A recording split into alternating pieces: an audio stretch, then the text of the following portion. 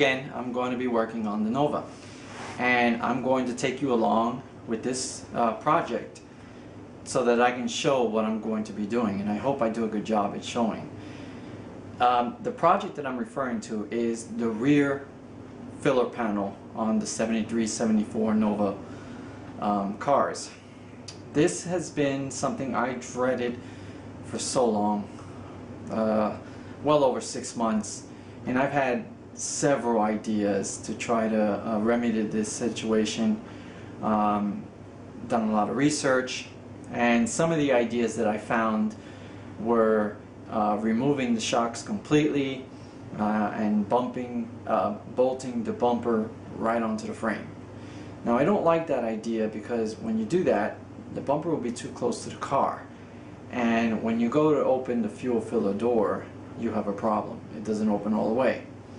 So I really didn't like that idea. The other thing that I considered was the front of my Nova, well, obviously has shocks as well, and the front on the 74 has steel and rubber as a filler panel, and on my car is in great condition. So I wanted to keep the car symmetrical between the two bumpers, the front and the rear, and in order for me to do the rear symmetrical with the front, I need to have some kind of filler panel. So I considered trying to find some aftermarket filler panels, and though there is one available, it's unfinished at the edges, and well, that's a problem because it's unusable. It just doesn't look great, so it's not even an option. So we're just, us Nova owners for the 73, 74 are just stuck with just removing it completely and bolting it right up to the frame. So in this video, I'm going to be showing how I remedy the situation with the use of the filler panel, because I do want to use it.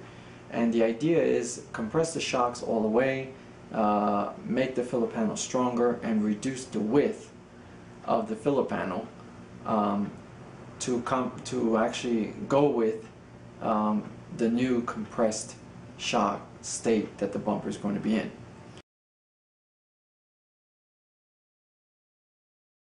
So I got the bumper supported with a jack and a 4x4 so that it's in the position as if it was mounted, and this is like my third hand. It's actually holding the bumper and enables me to kind of move it back and forth so that I can play with the filler panel and make adjustments if I need to.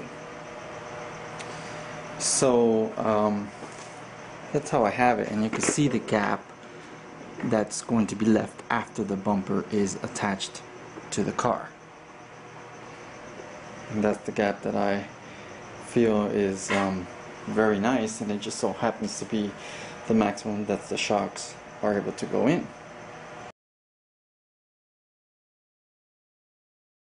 So we have here now the Nova without the bumper attached, and what I want to bolt the bumper onto the frame, but with the use of its original shocks. So here are the shocks that attaches to the bumper, and normally this shock is extended, so it's basically out about 4 inches, and that's on both sides. And what I did was I first drilled a hole into the shock, and then some oil was oozing out, and then on the other side, let me get it right. Okay. On the other side, I drilled the hole as well. Now, after I drilled the 2 holes and let some of the oil out, I took a drill bit and I went all the way through. And inside there's a piston. Now once you go all the way through, just make sure you have face protection, because it's going to shoot out a whole bunch of compressed gas. And then after that compressed gas has been released, you can take a hammer and basically hammer the shock into its housing all the way till it contacts the mounting plate for the actual bumper. And I did that for both. And so the plan, to make sure that they don't open up in the future, I'm going to weld the shock against the mounting plate solid so that it'll never move. And then for the holes, I'm going to fill them with weld so that I don't have any rust issues in the future due to condensation getting into the shock housings. So that is how I compress the shocks to get the spacing needed for my plan on the rear. So I just got done welding the shocks to the mounting plate, and I did it on both sides. Not pretty, but works. On the other side, I use the highest heat setting on my welder so that I can make sure I really get a good penetration, and then I build it up. So I'll just have to weld up those little holes, and there's one there and there's one on the bottom, and that's on both shocks. 3 holes, and that should be done.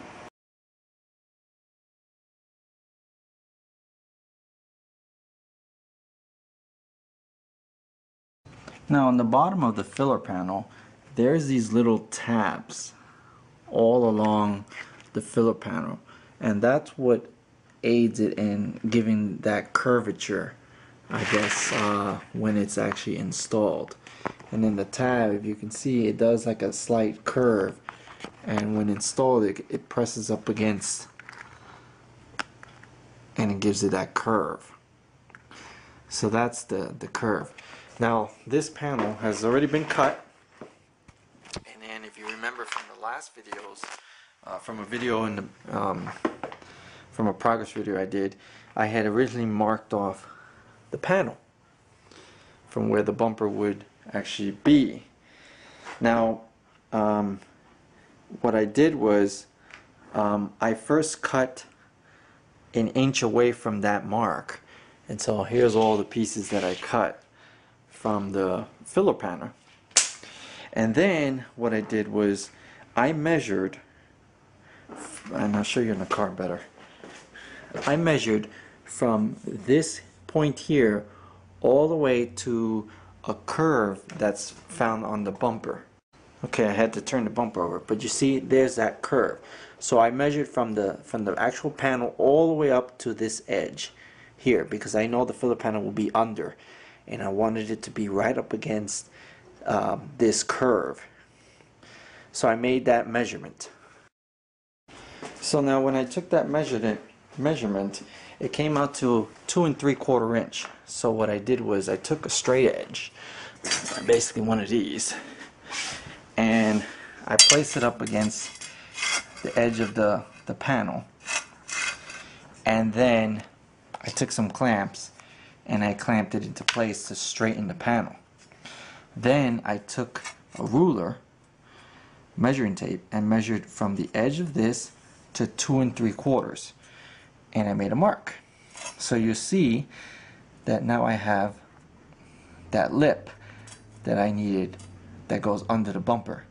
So the spacing between here and here in my car, after the springs were compressed, the shocks were compressed on the bumper, it's 2 3/4. So then I just made a nice cut all along, and then for here, since there is no curve on the bumper, I didn't have to worry about it, so I left it long, and that was the cut that I made to get the bumper to how I feel I want it.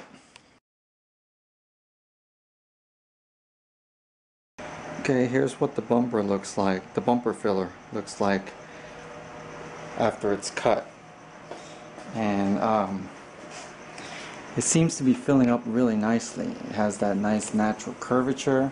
I put my hand under here and press it up against the panel. You can see it has that nice curve. Over here, if I straighten this area, it goes with the bumper. And that's the plan so far. I'm going to show you the other side. I put my hand up in here and just kind of force the bumper out. And then here's the curvature that I have to straighten out. A nice curve radius over here, which is what the factory bumper wants to do with those little tabs on the inside. So it's coming along so far.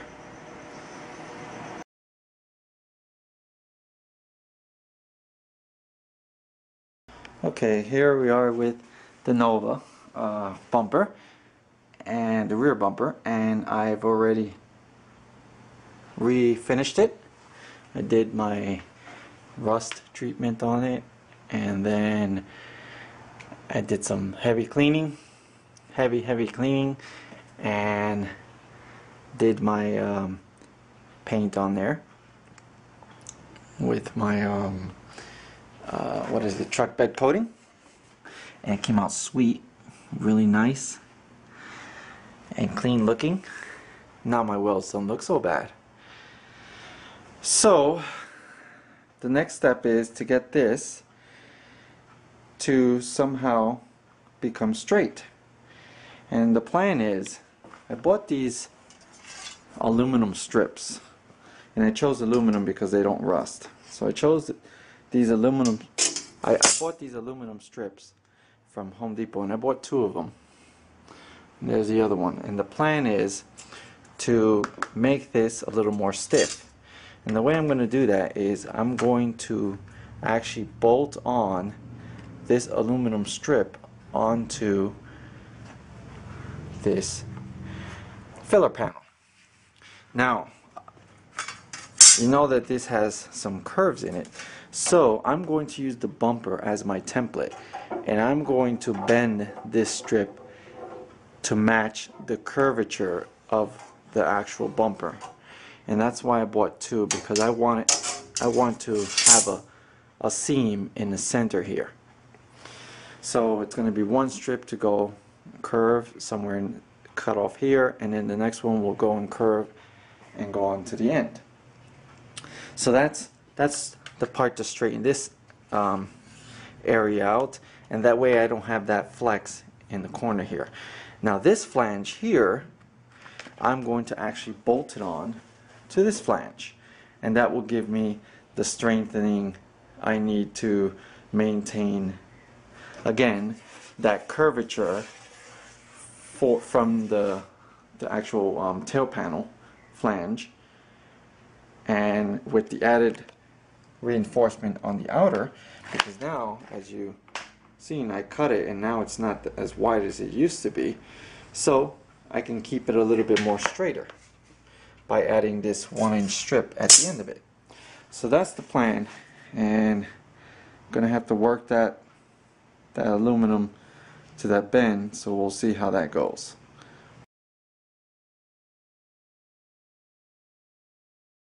So here we are 2 hours later, and I have my aluminum pieces in place. I'm not going to say it was easy to get those bends, but I got it. And then there's the seam I was talking about, and let me pull them out so you can see what they look like. Okay, so basically that's one, and then here's the other. Now if you put them over each other, they pretty much match. And you can see they're not perfect, but it serves the purpose. So I would say it took me the most time to do the first one, but after I did the first one, the second one was easy because I just used similar methods to get it. So I'll have to see about bolting it to the filler panel and see how it works out when it's on the bumper.